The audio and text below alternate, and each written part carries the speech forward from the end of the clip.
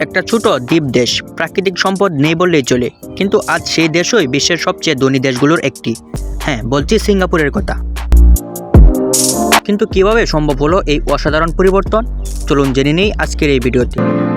1965 সালে স্বাধীন হওয়ার পর সিঙ্গাপুর ছিল খুবই দুর্বল একটি দেশ, কিন্তু একজন দূরদর্শী নেতা লি কিউয়েন ইউ দেশটিকে বদলে দেওয়ার স্বপ্ন দেখেন। তিনি দুর্নীতি বন্ধ করেন, কঠোর আইন চালু করেন এবং দেশকে শৃঙ্খলার মধ্যে নিয়ে আসেন।